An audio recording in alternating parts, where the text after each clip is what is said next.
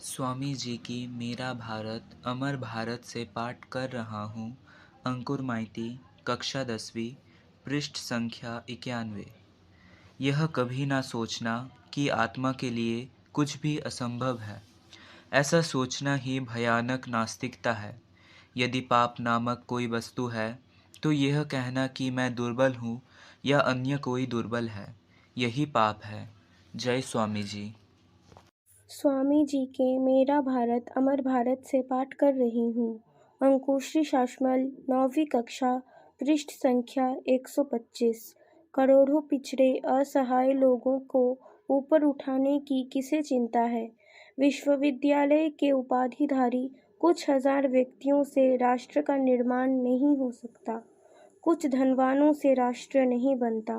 यह सच है कि हमारे पास सुअवसर कम है, तथापि 30 करोड़ व्यक्तियों को खिलाने और पहनाने के लिए, उन्हें आराम से रखने के लिए, बल्कि उन्हें विलासितापूर्वक रखने के लिए हमारे पास पर्याप्त संसाधन हैं। जय स्वामी जी। स्वामी जी के मेरा भारत अमर भारत से पाठ कर रहा हूँ। अरित्रा समंता, कक्षा 9वीं, पृष्ठ संख्या 28। सर्वप्रथम महापुरुषों की पूजा चलानी होगी, जो लोग उन सब सनातन तत्वों की अनुभूति कर गए हैं, जैसे भारत में श्री राम, श्री कृष्ण, महावीर, हनुमान तथा श्री रामकृष्ण। इन्हें लोगों के समक्ष आदर्श या इष्ट के रूप में प्रस्तुत करना होगा। देश में भी रामचंद्र और महावीर की पूजा चला दो तो जानू। गीता का सिंहनाद करने वाले श्री कृष्ण की पूजा चला दो, शक्ति की पूजा चला दो। इस समय आवश्यकता है महान त्याग, महान निष्ठा तथा महान धैर्य की।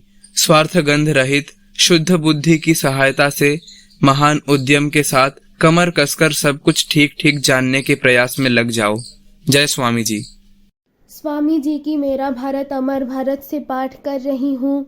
सोमिका दास, 7वीं कक्षा, पृष्ठ संख्या 81।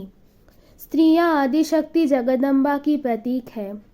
जिस दिन से हम जगदम्बा की सच्ची पूजा करने लगेंगे और हर व्यक्ति माँ की वेदी पर अपना बलिदान दे देगा, उसी दिन से भारत का सच्ची भलाई होने लगेगी और वह समृद्धि के मार्ग पर अग्रसर होने लगेगा। जय स्वामी जी। स्वामी जी की मेरा भारत अमर भारत से पाठ कर रहा हूँ। रोनी मन्ना, कक्षा 10वीं, पृष्ठ संख्या 12। भारत में माँ ही परिवार का केंद्र और हमारा सर्वोच्च आदर्श है। वह हमारे लिए ईश्वर की प्रतिनिधि है, क्योंकि ईश्वर ब्रह्मांड की माँ है। एक नारी ऋषि ने ही सबसे पहले ईश्वर की एकता की अनुभूति की और यह सिद्धांत वेदों की प्रारंभिक ऋचाओं में व्यक्त किया। जो प्रार्थना के द्वारा जन्म पाता है वही आर्य है, और जिसका जन्म कामुकता से होता है वह अनार्य है। भारत में यह बात इतनी गंभीरता पूर्वक मान्य हो गई है कि वहाँ यदि विवाह की परिणति प्रार्थना में न हो तो हम विवाह में भी व्यभिचार की बात कहते हैं। यही सतीत्व ही हमारी जाति का रहस्य है। जय स्वामी जी। स्वामी जी की राष्ट्र को आह्वान से पाठ कर रही हूँ। पृष्ठ संख्या 33, श्रुति माइती, कक्षा 12। शिकायतों और झगड़ों से क्या लाभ? उससे हम कुछ अधिक अच्छे तो बन नहीं जाएंगे। जो अपने भाग्य में पड़ी हुई सामान्य वस्तु के लिए भी बड़बड़ाता है, वह हर एक वस्तु के लिए बड़बड़ाएगा।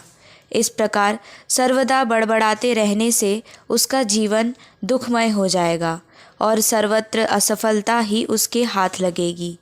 परंतु जो मनुष्य अपने कर्तव्य को पूर्ण शक्ति से करता रहता है, वह ज्ञान एवं प्रकाश का भागी होगा और उसे अधिकाधिक ऊंचे कार्य करने के अवसर प्राप्त होंगे। जय स्वामी जी। स्वामी जी के व्यक्तित्व का विकास से पाठ कर रहा हूँ। चिराग प्रमाणिक, 10वीं कक्षा, पृष्ठ संख्या 23।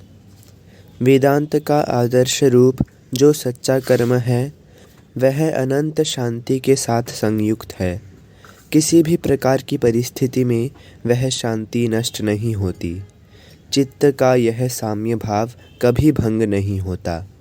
हम लोग भी बहुत कुछ देखने सुनने के बाद यही समझ पाए हैं कि कार्य करने के लिए इस प्रकार की मनोवृत्ति ही सबसे अधिक उपयोगी होती है।